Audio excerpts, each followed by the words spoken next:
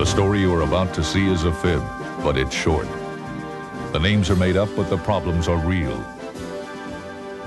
It was Monday, after breakfast, and a tractor-trailer truck had jackknifed on the Hollywood freeway, spilling its load of jackknives all over Tinseltown. Traffic was at a standstill due to flat tires. I was working the day watch out of Mathnet.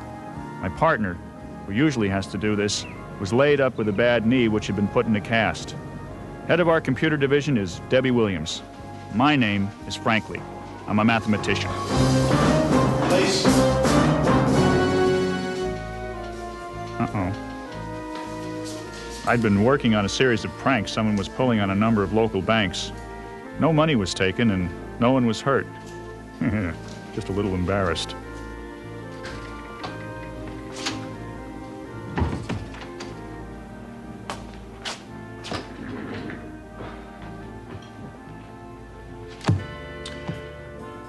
Usually, Kate and I look at scenes from previous episodes to refresh our memories.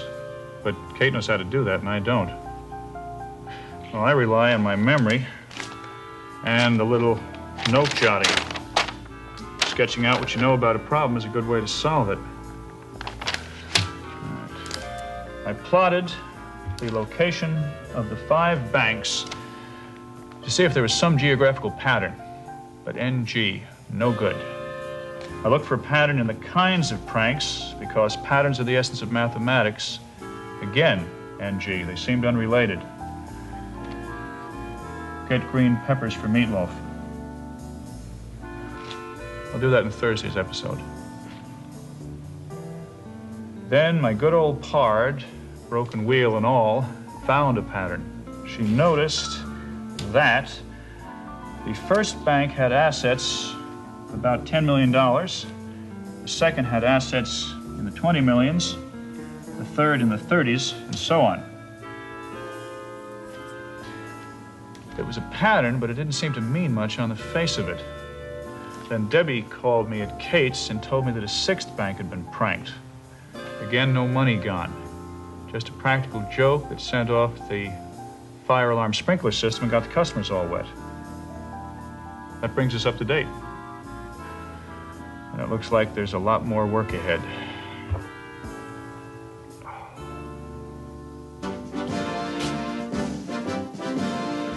A famous investigative reporter named Bernie Woodward had called me and said he might have some information that could shed some light on the bank pranks. I arranged to meet him at his newspaper. Yeah.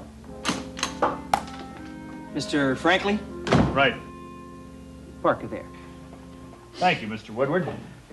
Your message said you might be able to help me with these bank pranks. Bank pranks. You know, I like a man who can crack foxy. Yeah, mind if I use that in the paper? Bank pranks? No, I coined it, and I'd be honored. Done. Mr. Frankly, this is a poem that I received. There once was a bank named Last National that installed an alarm, which is rational. It went off with a roar. People ran out the door. What a bad place to trust with your cash and all. It's nice. It's got a good meter, scans well, keeps up rhythmic suspense till the end. Mr. Woodward, I don't know what this poem means. I received it just after the first bank prank. Didn't think anything of it. Top flight investigative reporters like yours truly are always getting weird things in the mail. Uh-huh. But then, I got this one, Mr. Frankly. Another poem? Mm-hmm. A disaster that won't be forgotten was a bank and some eggs that were rotten. The average bank's smell made the customers yell and stuff up their noses with cotton. Remember the average bank, the prank there? Someone burned sulfur in the air conditioning system? Right, and gave off the smell of rotten eggs. Right. Have you received any more? Yes, I got one after each prank, but I still didn't put them together. I see. Top-notch, in-depth reporters, like yours truly, are usually busy on other stories. But here's one that I got today, and that's when I decided to call Mathnet. Maybe you can prevent another prank. Farmer's Bank is a place with a sprinkler. It'll put out a fire in a twinkler, but it got people wet, made them fume, made them fret, and withdraw all their cash in a winkler. I think you ought to get over to Farmer's Bank right away and let those people know. It's too late. Their sprinkler system went off about an hour ago. Mr. Woodward, please, let me know if you get any more of these. I will. Investigative reporters are very responsible journalists, Mr. Franklin. May I take these? Yeah, sure thing. Here are the others.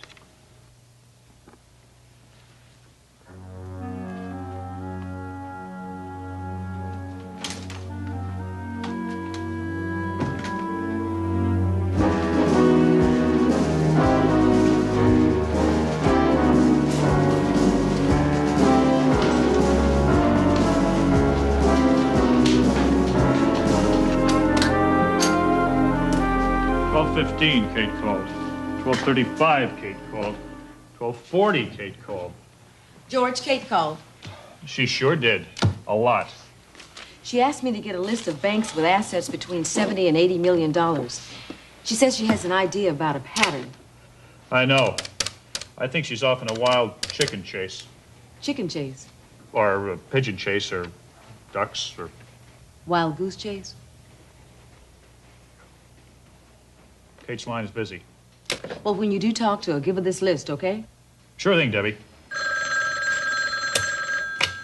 Mathnet, Kate, I was just trying to call you, but your line was busy. I guess you were trying to call.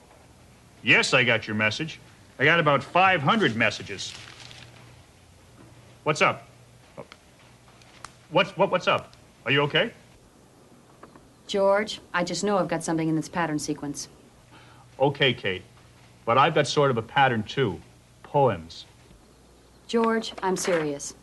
I've asked Debbie to compile. I've got the figures right here. What are they, George? Shoot. Well, let's see. There are more than 1,400 banks and savings institutions in the greater Los Angeles area. George, I don't need the history of the Los Angeles financial community. How many banks have assets between 70 and 80 million dollars? Right. According to these figures, there are 247 of them. Is that what you want? George, you've got to stake them out. That's where the next prank will happen. Stake out 247 banks? That's a little impractical, don't you think? Well, then, you've got to call all the managers. And tell them what? Watch out, Mr. Bank Manager. Somebody may put rotten egg gas in your air conditioner, or turn on your sprinklers, or soap your windows. George, I'm serious. Yes. And you're tired of being laid up. I understand that. George. Kate, I'll come by later and we'll start building your model plane. Won't that be fun? But George... Kate, try and get some rest. Think of this as a forced vacation. Enjoy. Enjoy. Talk to you later.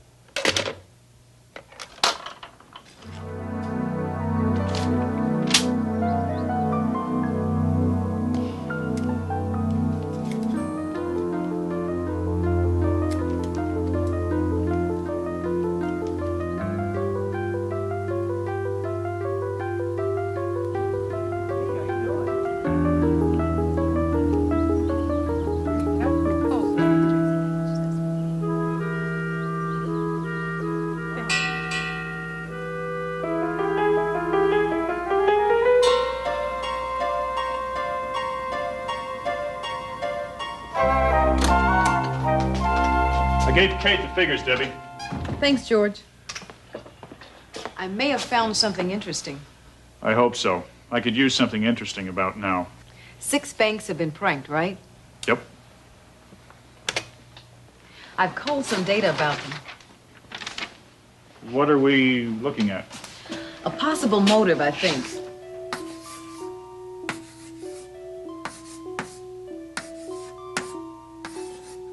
Here are the 6 banks. The first one, Uh-huh. daily deposits are down 18% on the average since the alarm system got stuck and scared the customers.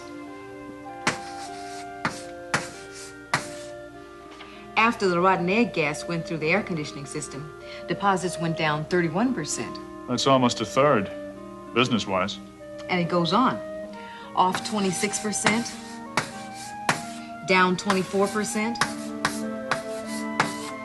minus 17%, 19%. After each bank got trashed, their business took a nosedive. If someone is out to hurt these banks, they're succeeding. But who would want to hurt a bank? Right. Williams. Who? I'll tell him, Sam. George, Bernie Woodward is outside. Says he's got a poem. You know what that means? I bet there's been another bank prank. Mathnet, Williams. What?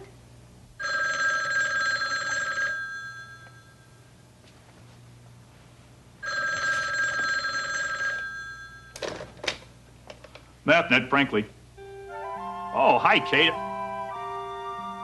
Are you sure? I'll be right there. George, another bank has been pranked. But no time for that now, Debbie. What? Tell Sam and Steve to meet me at Kate's apartment. Her neighbor has a bomb.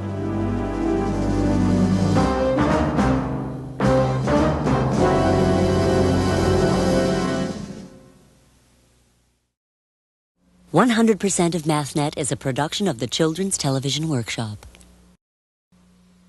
This program was made possible by grants from the National Science Foundation, the Carnegie Corporation of New York, the Corporation for Public Broadcasting, and by public television viewers.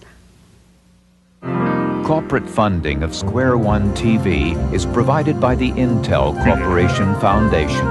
Intel's technology is the brain power for computers in your life. Intel, the computer inside.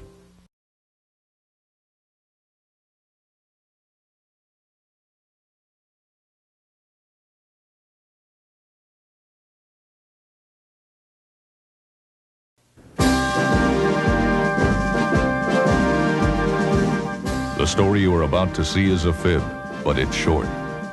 The names are made up, but the problems are real. It was Thursday, 9:43 a.m., and the sheets of rain which had blanketed the L.A. area had been hung out to dry. I was working the day watch out of Mathnet. My partner is Kate Monday, who was laid up with a bad knee and pretty cranky about being out of the mainstream, current-wise. Head of our computer division is Debbie Williams. My name is Franklin. I'm a mathematician.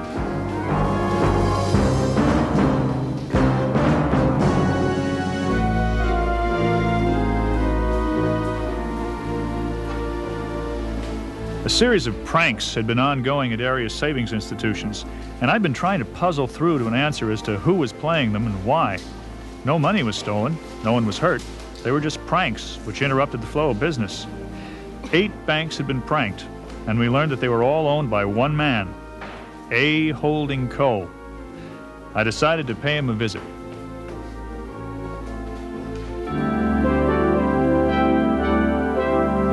Thank you for seeing me, sir. And may I say you certainly do look familiar to me. Could we have met? I presume it's possible, but I don't recall.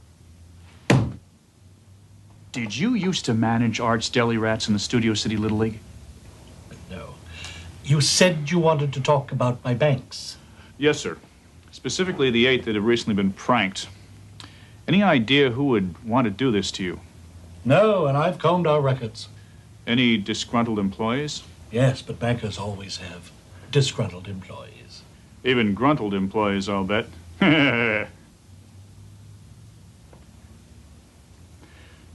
How about any past customers who might be ticked? We can't find a thing. But if you do, I would most appreciate a call. And now I'm afraid I must away to attend a celebration. Oh, really? Yes, we're having a do for my very first savings institution. Co's The Feeling is Mutual Savings. Is that the place on La Cienega? That's right. Of course, since A. Holding Co. became a holding company, we dropped the surname. Please stay in touch, Mr. Franklin. I will. I swear I've met you. Do you go to the drive-in movies in the Valley? Never. Good day.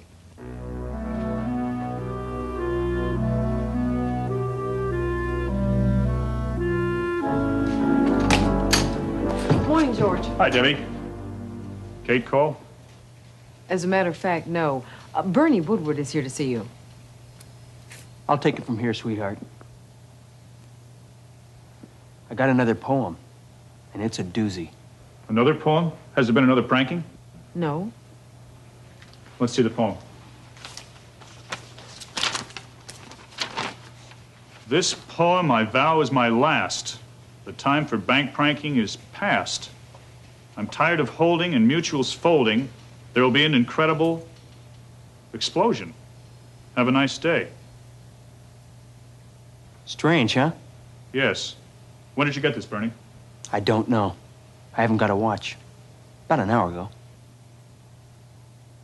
Whoever is doing this seems to have broken the pattern. Several of them. The rhyme scheme is broken. The poem is not on a bank's withdrawal slip. And it's typed, not written. And it was delivered before the prank. I'm gonna get a watch, but I haven't had the time. Maybe I could do that now. Something else. The other poems were kind of nyas, you know? This one is a warning, an incredible explosion. I mean, he could have said an incredible blast. That would have rhymed. He did this on purpose, for some reason. Something else about this. In the other poems, he named the bank. But look at this. Mutual. There's a mutual savings bank on La Cienega. There sure as heck is. Co's the feeling is mutual savings. And look at this. I'm tired of holding. A. Holding Co. George. All right, call Sam and Steve and have them meet me at the bank as soon as possible. I've got to get out of here.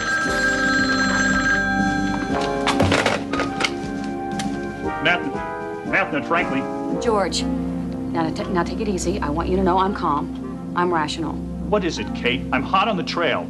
I saw Raymond Sticker wiring dynamite to another clock. I'm sure you did, Kate.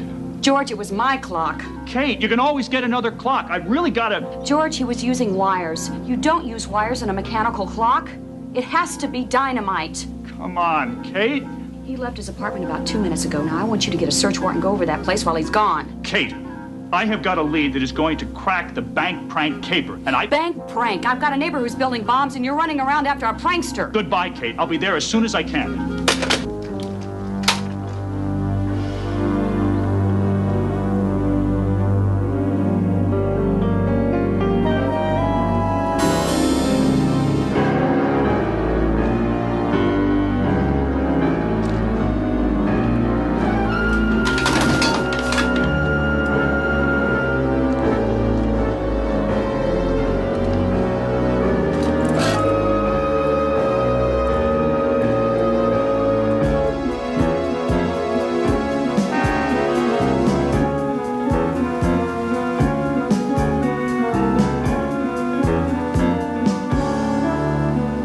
Someone once said to me, show me how to make a left-hand turn on Wilshire Boulevard at high noon, and I'll buy you a house in the country.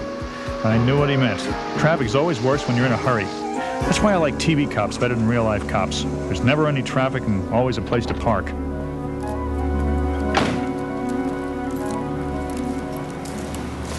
Sorry, what's going on? Everybody who went in the bank is still there, George. Has anyone come out? No, one alleged perpetrator. Let's go.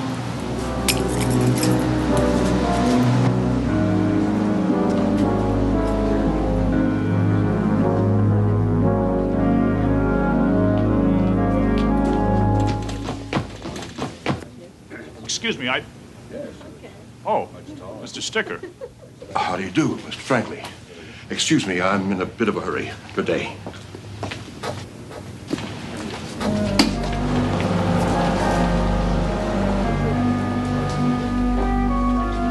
Mr. Coe?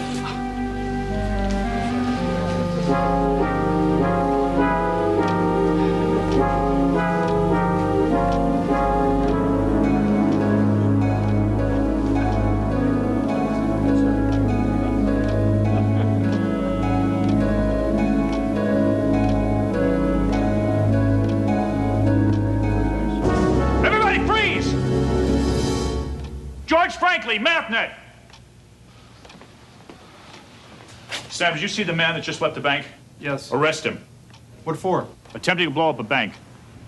Let's roll. Mr. Franklin, this is highly unusual. It certainly is. Where did that grandfather clock come from, Mr. Coe? Oh, I don't know. Many customers sent presents on the occasion of our 50th birthday. Why do you wish to know? It's a bomb, that's why. Stand back! Can I do anything, Mr. Franklin? Is there a back door? Yes. Ask your friends to use it and leave. Quietly. Use the back door and leave. Quietly.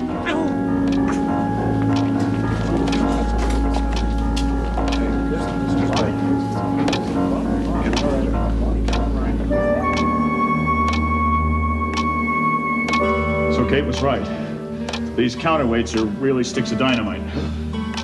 I'll have to remove them.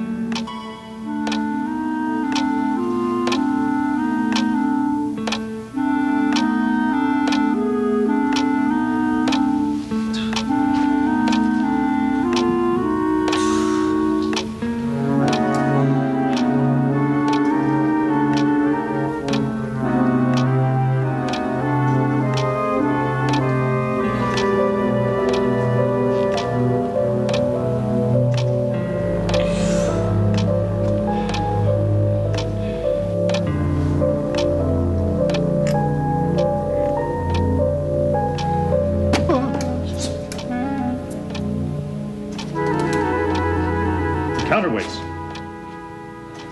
These aren't the sticks of dynamite. They're just parts of the clock.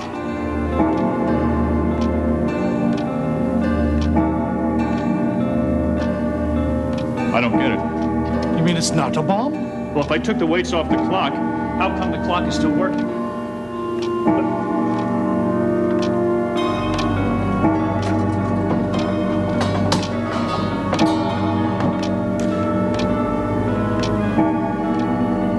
Plastique.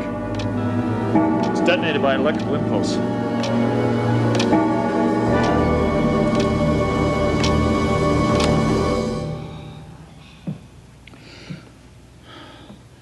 That's your bomb, Mr. Coe.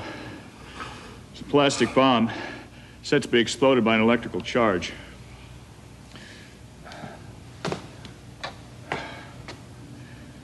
When Grandpa struck 12.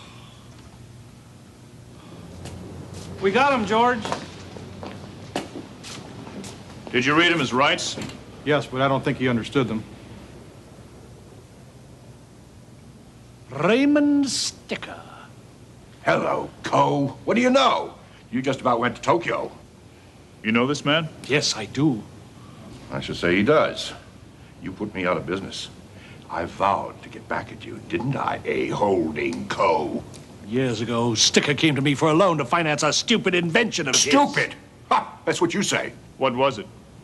A perpetual clock. A clock that would run forever. You didn't lend him the money? Of course not. The clock lost about 5 minutes every hour. Yes, but it did it forever. Let me ask you something, Sticker. Why did you prank Mr. Coe's banks in that pattern? What pattern? The first bank had assets of 10 million plus. The second had about 20, the third about 30, and so on. My partner figured it out. Just a coincidence. I didn't even know there was a pattern. Well, Mr. Poet, the time for bank pranking is past. Yes, but I'll still be able to enjoy one last blast. Take him away, boys.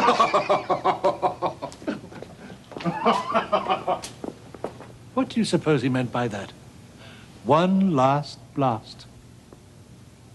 I don't know. The man is obviously a little bit cuckoo. He... Kate!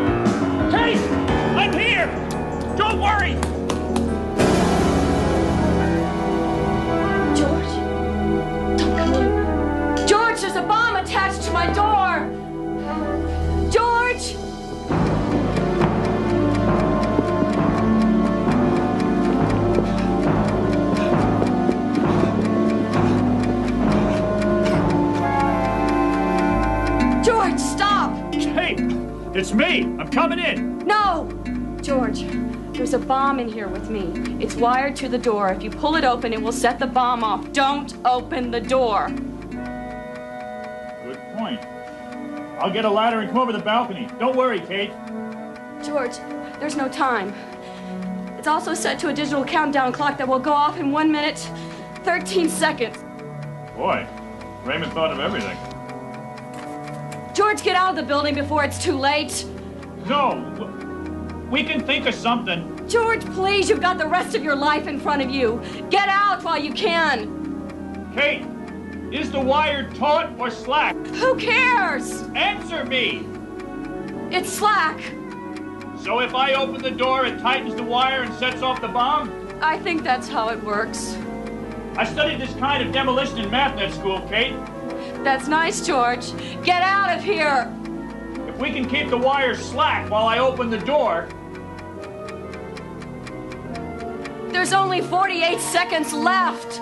Kate, wind the propeller on the model plane. What? Do it!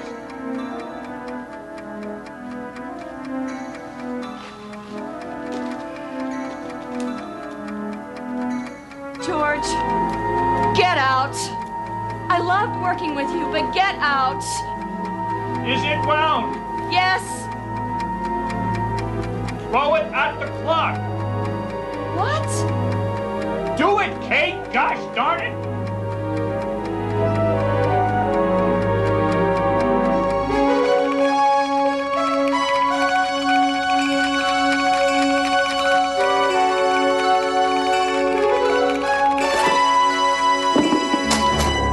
Well?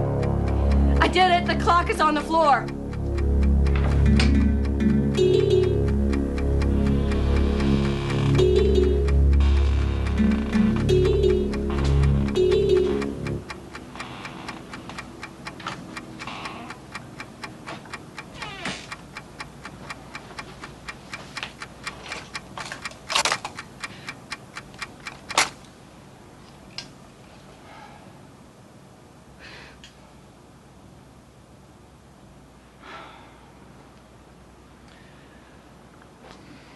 Plenty of time left, Pard. No sweat.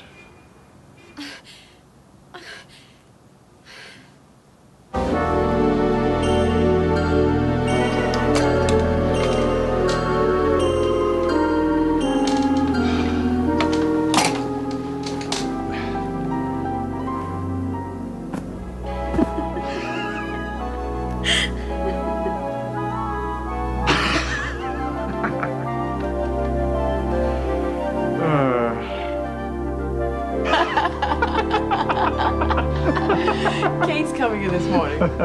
That's what she said. Her sawbones put her on crutches and gave her a big A-OK. George, did Kate ever tell you how she hurt her knee? Sure didn't. Good luck, Kate. Thanks, Sam. Kate, you look great. Hi, my friends. I feel so much better. Hi, Pard. How's the wheel? Every day and every way, George. What's that smell? It smells like perfume.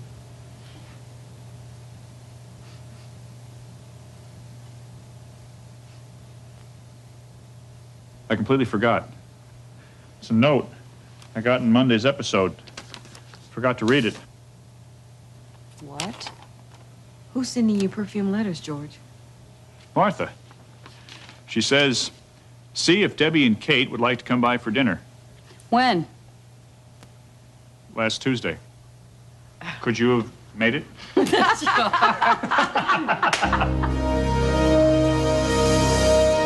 Raymond Sticker was tried and convicted of a 313.13, vandalizing a bank that is bigger than a bread box, and a 719.5, trying to blow up a bank so it will be smaller than a bread box.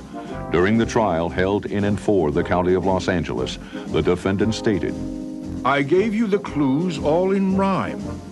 I thought that idea sublime. But you used clever math to cross up my path, and now I will have to do time.